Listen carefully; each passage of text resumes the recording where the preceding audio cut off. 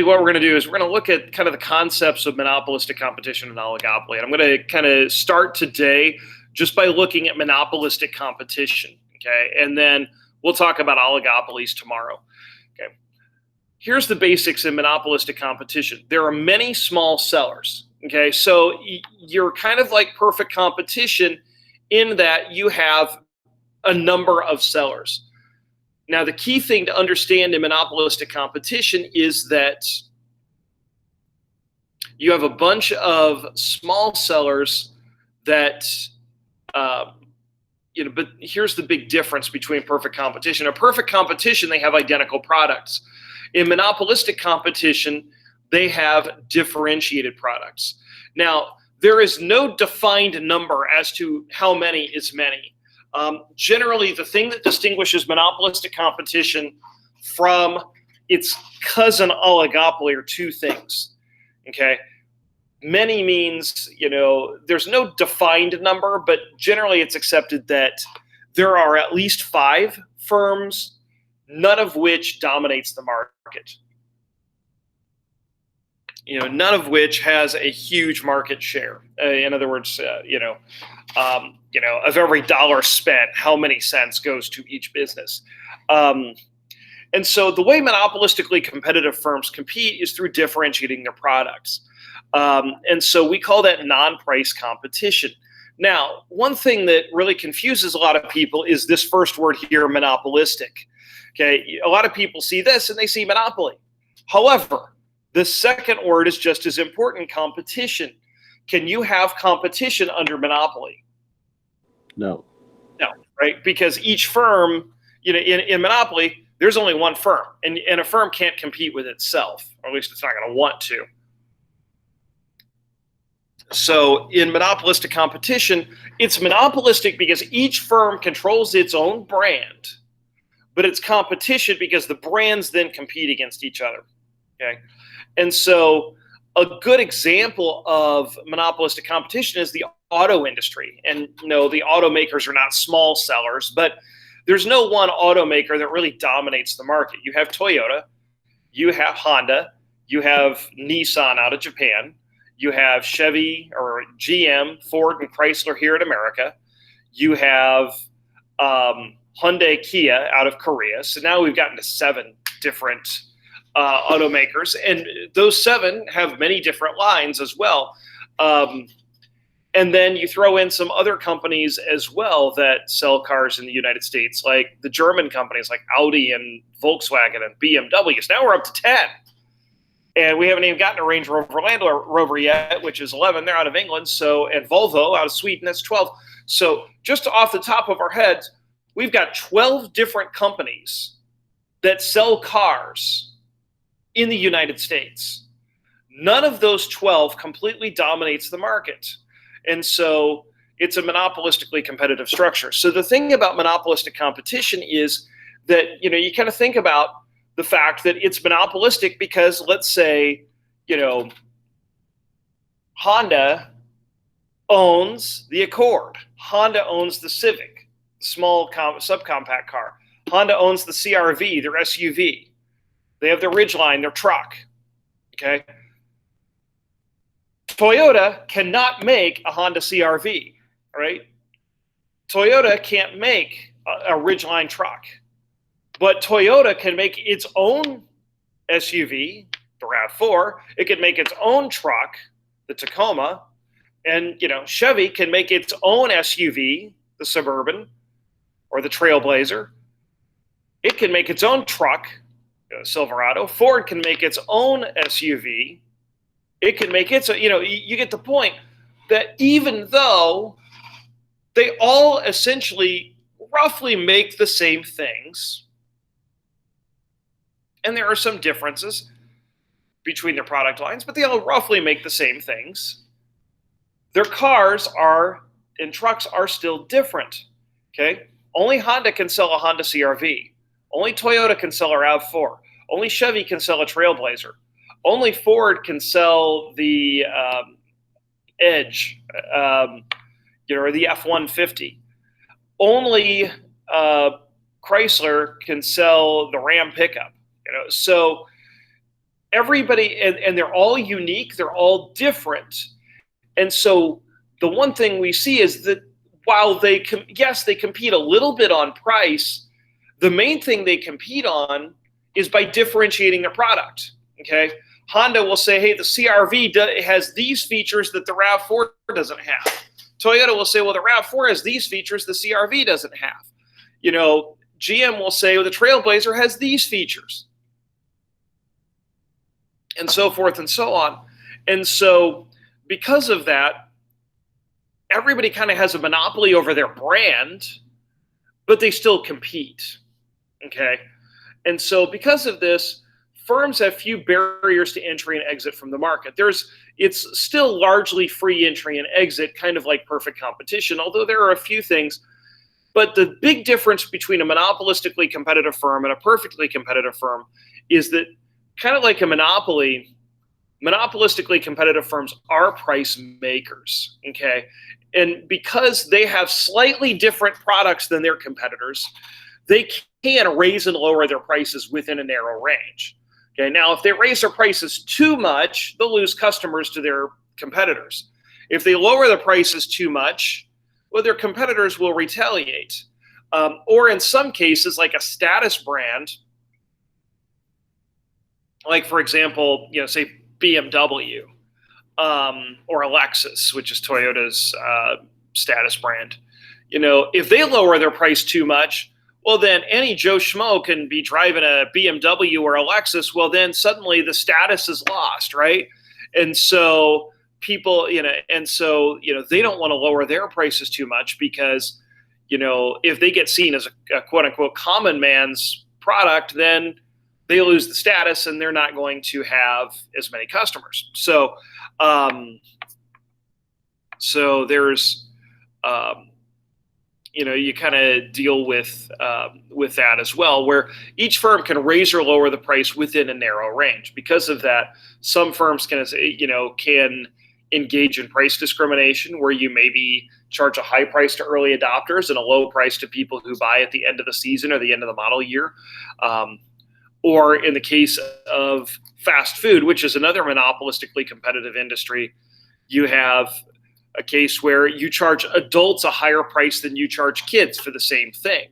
A Happy Meal, for example, if you bought the stuff in a Happy Meal a la carte, a cheeseburger, the fries, the Coke, and the toy, it would cost more than buying them together. So, there's price discrimination there. That the buying it in a kid's meal allows for, they're selling the same burger, fries, and Coke that they sell in the adult meal, but they sell it at a much cheaper price. Okay. And the reason why is they know that families with kids are very, very price sensitive. They don't want to break the bank to buy things for the kids, especially because the kids don't eat as much. So because of that, firms can raise or lower their prices within a narrow range, but they don't have very much control over that. So just like with a monopoly, the marginal revenue curve is one half of the demand curve. Each monopolistically competitive firm's demand curve is downward sloping. Okay. Just like with every other form of business, profit is maximized at marginal cost equals marginal revenue. But in the long run, in monopolistic competition, what's going to happen is that each firm that is profitable will encourage more firms to enter the market, kind of like in perfect competition as well. So in the long run, all firms make zero economic profit because firms will continue to enter the marketplace until nobody is making profit, economic profit. Again, there's a difference between economic and accounting profit because economic profit factors in opportunity cost as well. But so the price equals the marginal revenue, which equals the marginal cost, which equals the long run average cost in the long run. But in the short run, generally, monopolistically competitive firms are profitable, okay?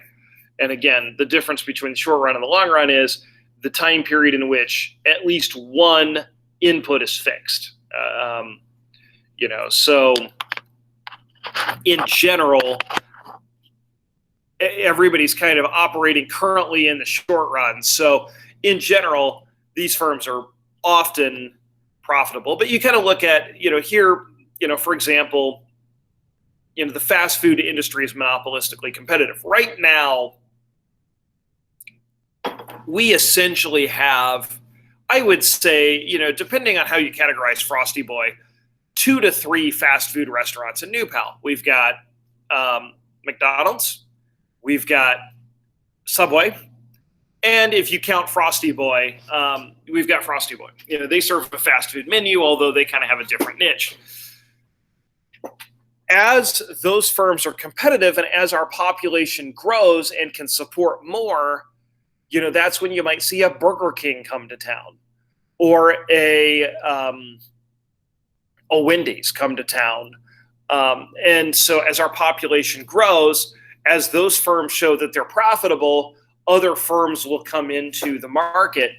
And eventually what that does then is every time a new firm enters the market, that pushes that demand curve down a little bit for each individual firm, because now you're splitting up the customers.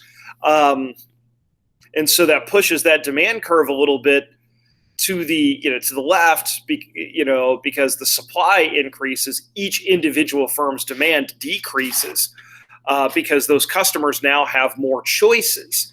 And so as a result of that, eventually it kind of sets up a point where you've divided the customers to where each firm is making no profit. And obviously the firms that are losing money will go out of business. They'll shut down in the long run. So that's the basics of how monopolistic competition works. Now, equilibrium in monopolistic competition is basically the same as it is in perfect or in monopoly. Output, each firm determines its output based on maximizing profit at marginal revenue equals marginal cost.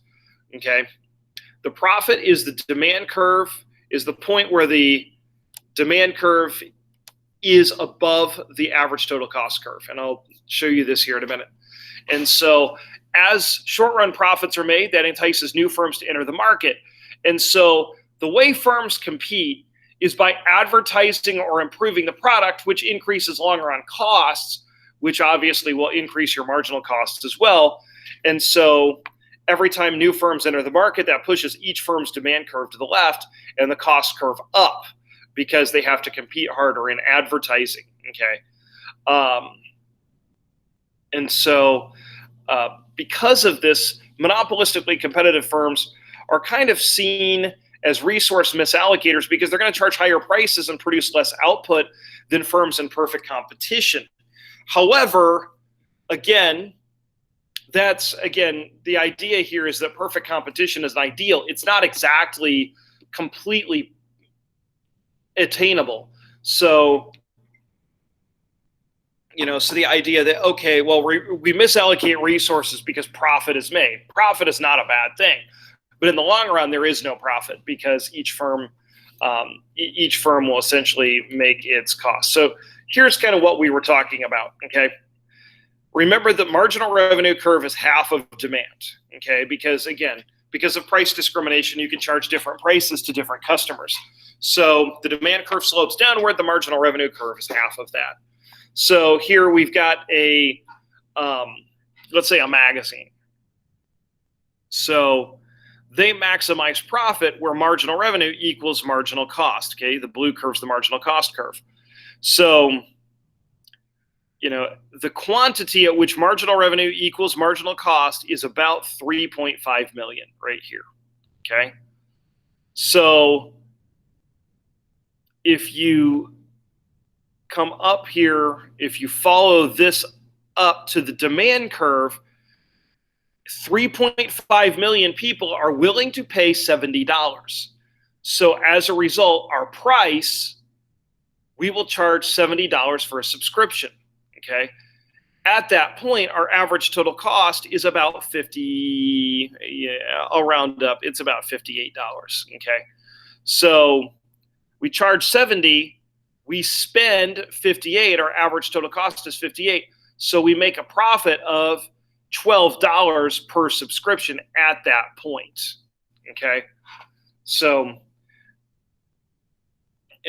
that's how we maximize profit. And again, what's going to happen over time is as we are profitable, new firms will enter the market, and that'll push this demand curve this way, or we will have to spend more money than advertising, which will push this cost curve up to the point where the cost and the demand, our price, will be equal. And that's in the long run. But in the short run, we make profit. Okay. And so that's kind of the theory behind it. But really what you need to know about monopolistic competition is that you have, kind of like in perfect competition, you have many sellers selling similar products. Okay. So you have here, go back to my board. Okay,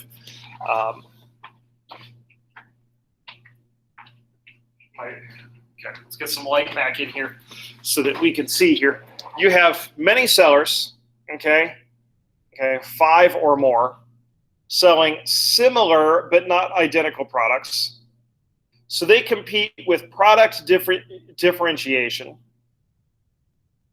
Okay, and there is still fairly easy entry and exit. And in the long run, firms make zero profit.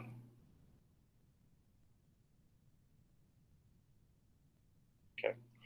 So, and like monopoly, a firm in monopolistic competition is a price maker. So that's kind of what we're looking at here. And I can put this on a doc to kind of make it a little bit easier of a chart to understand. So, so tomorrow what we'll do is we'll look at the concept of oligopoly and kind of explain that. But